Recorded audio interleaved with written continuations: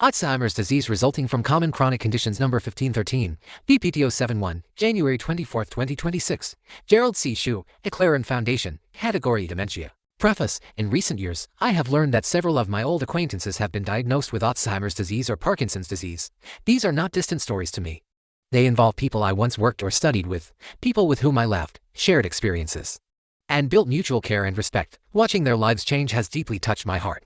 Although I have not been diagnosed with dementia or cancer myself, I have spent considerable time reading medical books and research papers related to these two categories of diseases.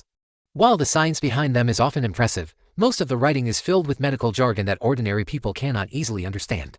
When patients and families cannot understand what they read, confusion and discouragement quickly follow. Learning stops, and fear and worry quietly take over. What has affected me most are the voices of their loved ones.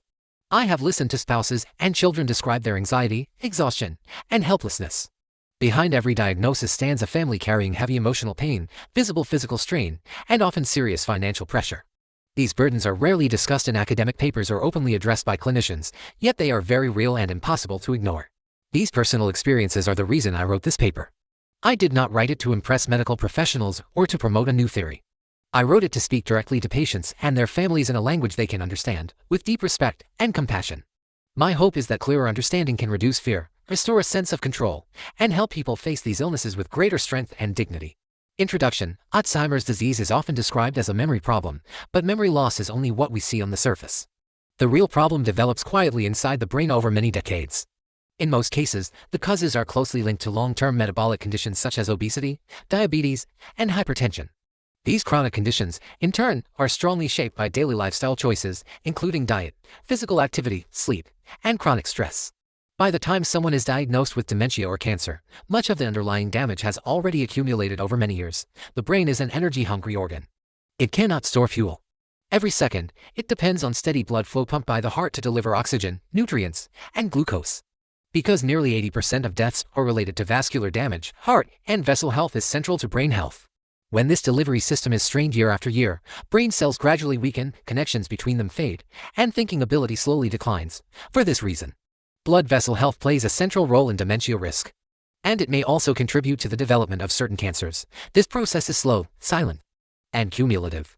Plain talks about Alzheimer's diseases. What people notice first. In the early stage, people forget recent conversations, repeat questions, or struggle to find words. Thinking feels slower. Planning and multitasking become harder. Family members often notice subtle personality changes before obvious memory loss. In the middle stage, daily life becomes difficult. Patients become confused about time and place. Judgment worsens. Mood swings, anxiety, and irritability increase. In the late stage, language, recognition, and movement fail. Full-time care becomes necessary. These changes reflect gradual brain system failure, not a sudden disease. I do not have dementia. However, because of my long studies, industrial experiences with a deep familiarity with artificial intelligence and mechanical engineering, I understand how powerful AI and robotic systems have already become. Today, robots can build cars, operate complex machinery, and work continuously with high precision, often without direct human involvement. Seeing this progress gives me confidence. For this reason, I believe that in the near future, AI-driven robots will be able to assist with some aspects of physical patient care.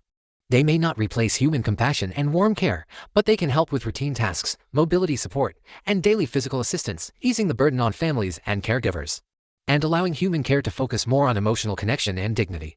What is happening inside the brain? Several damaging processes occur together over many years of dementia progression. First, blood flow through the brain's tiniest vessels becomes less efficient. As these vessels stiffen and narrow, the delivery of oxygen, nutrients, and glucose gradually declines. Second, brain cells gradually lose their ability to produce energy. When energy becomes limited, they can no longer maintain their normal structure or communicate effectively with other cells. Third, waste products in the brain, such as dead cells and certain proteins that are normally cleared during sleep through a process called autophagy, begin to accumulate. Sleep is the time when the brain cleans itself, much like taking out the trash at night. When sleep is poor or the body is under constant stress, this cleaning process becomes inefficient and waste starts to pile up. At the same time, inflammation remains active. Inflammation is the brain's natural defense and repair response, similar to a repair crew sent to fix damage. Normally, it turns on briefly, does its job, and then leaves. When waste continues to build up, blood flow is reduced, or energy supply is insufficient, the brain stays under stress. The repair crew never leaves, and over time it begins to damage healthy brain cells and their connections instead of protecting them. Fourth, Many brain cells remain alive and functional, but the communication pathways between them become weakened or partially disconnected. As a result, signals no longer travel efficiently, even though the cells themselves are still present. This is why thinking speed, focus, and mental clarity often decline early, even when memory loss remains mild. In simple words, the brain is slowly becoming underfueled, undercleaned, and overstressed. Major conditions that increase Alzheimer's risk. Alzheimer's rarely occurs alone. It is strongly linked to common chronic conditions. High fasting glucose (FPG) gradually damages small blood vessels and disrupts how brain cells use energy. When glucose remains high, brain cells cannot use fuel efficiently, so they stay under constant stress even when blood flow appears adequate. Excess body weight, especially visceral or belly fat, causes long-term inflammation throughout the body. This persistent inflammation damages blood vessels and brain tissue, making the brain more fragile and less able to repair itself and recover from injury. High blood pressure damages small brain vessels and disrupts stable blood flow. There are two terms defined here: PP equals systolic blood pressure, diastolic blood pressure. MAP equals diastolic blood pressure plus BP3. A high pulse pressure PP indicates that blood vessels have become stiff and cannot cushion the heartbeat well. Mean arterial pressure MAP reflects the average force that delivers blood, oxygen, and nutrients to organs, including the brain. When MAP is too high, it injures small vessels. When it is too low, organs do not receive enough oxygen, glucose, and nutrients. Poor sleep reduces waste removal from the brain. Low physical activity weakens blood circulation and energy production. These four key biomarkers and some essential lifestyle factors interact and reinforce each other over many decades, slowly driving the development and progression of Alzheimer's or Parkinson's disease. Why drugs have limited effect? Most Alzheimer's drugs target a single downstream effect, such as the buildup of waste proteins in the brain. They do not address the long-term causes of the disease and therefore cannot cure dementia. Including both Alzheimer's and Parkinson's diseases, drugs cannot reverse years of high glucose exposure, repair stiffened blood vessels, restore lost blood circulation, or rebuild damaged brain connections. As a result, their benefits are usually modest and temporary. This is because Alzheimer's is a whole system disease, shaped by many long-term factors acting together, not a condition driven by a single cause that one drug can fix. Alzheimer's disease versus vascular dementia. Alzheimer's disease usually starts with memory problems and progresses gradually. Vascular dementia is caused by repeated injury to small blood vessels and reduced blood flow in the brain. It often begins with slowed thinking and poorer decision-making, then worsens in noticeable steps over time. In real life, many older adults develop a mixture of both conditions. High glucose, high blood pressure, and stiffened blood vessels commonly link and drive both diseases. Early warning signs years before diagnosis. Long before memory loss becomes noticeable, warning signs often appear elsewhere in the body: rising fasting glucose in the early morning, gradual weight gain that becomes difficult to reverse, increasing blood pressure or unstable pressure patterns, poor sleep quality with fewer hours of sleep, reduced walking endurance or decline in physical activities, lower thinking, or reduced mental flexibility under stress.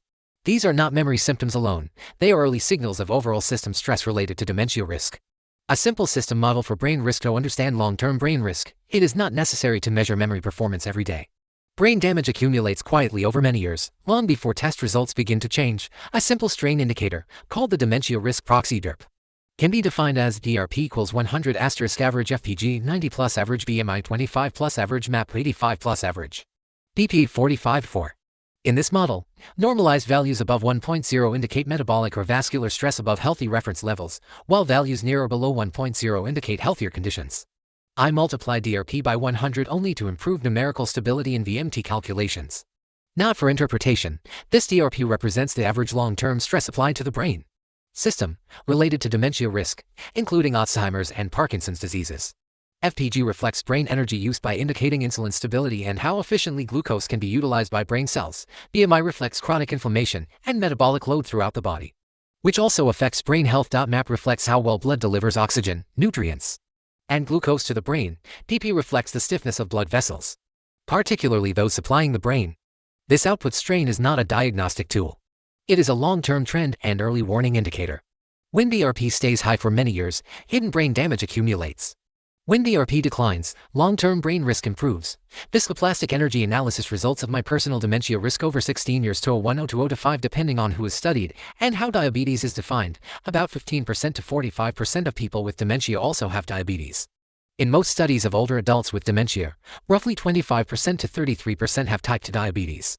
This particular analysis using my personal data shows that dementia risk develops slowly but accumulates heavily during a relatively short period of life, between 2011 and 2013. More than 77% of the total long-term stress and damage related to Alzheimer's disease had already Accumulated. By around 2015, over 95% of the total cumulative impact was in place. After that point, even though metabolic weight and glucose and vascular blood pressure markers continued to improve, the cumulative dementia risk curves largely flattened. This explains why late intervention can slow further decline but cannot fully reverse earlier damage. Among the four major contributing factors, fasting glucose FPG is the dominant driver, contributing about 1/3 of the total long-term stress, 34%. This reflects the close relationship between dementia risk and insulin dysfunction. The other three factors, body weight, mean arterial pressure MAP, and pulse pressure PP, contribute similar and substantial shares, each accounting for roughly 21% to 23% of the total impact. This confirms that dementia risk is not caused by a single factor, but by the combined and reinforcing effects of metabolic stress, inflammation, reduced blood flow, and vessel stiffness. The strain stress curves show that all four stresses move together over time, indicating a tightly coupled system rather than independent problems. Improvements in later years reduced ongoing stress, but they did not erase previously accumulated damage from earlier years. The time domain curve clearly demonstrates a rapid damage accumulation. Phase 2010 to 2013 followed by a long stabilization phase 2001 for 2005. Overall, this pattern explains why dementia often appears late in life, even though its causes began decades earlier, and why prevention during midlife is far more effective than treatment after symptoms appear. Conclusions on prevention. In simple terms, Alzheimer's prevention is not about one pill or one test. It is about reducing daily stress on the brain system over many years. In real life, this means maintain a healthy body weight. BMI contributes 22%. Keep glucose levels low and stable, especially fasting glucose FPG contributes 34%. Control blood pressure, especially SBP MAP 23%, PP 21%. Walk every day to support blood circulation. Protect sleep so the brain can clean itself and recover, with enough hours and good sleep quality. Small daily actions repeated over decades matter more than dramatic short-term changes. Final message for readers: Alzheimer's disease is not sudden, mysterious, or purely genetic. It is the late-stage result of long-term metabolic and blood circulation stress applied to an energy-hungry brain. Genes may influence vulnerability, but lifestyle and chronic conditions largely determine the outcome. By understanding the system early, long before symptoms appear, people can reduce risk and preserve brain function far longer than commonly believed. Epilogue: when writing this paper, I deliberately chose plain, everyday language instead of the style commonly used in medical journals. Most academic articles are written for professionals, not for patients. As a result, many patients and families read them without truly understanding what is happening inside their bodies. My goal here is different. I want to speak directly to patients and their loved ones using normal words and clear explanations. I believe that real understanding reduces fear and restores a sense of control. This approach may look less academic, but it is more humane and, in my view, more helpful. In this sense, this work goes beyond research. It becomes education, guidance, and human support. By changing how I write, I hope to bridge the gap between complex viscoplastic energy theory and real-world, human-centered health coaching. My intention is for this paper to achieve its goal of being humane. It transforms scary, jargon-heavy medical concepts into a roadmap for prevention. I am essentially telling the reader, the brain is downstream from the body, take care of the body, and the brain has a fighting chance.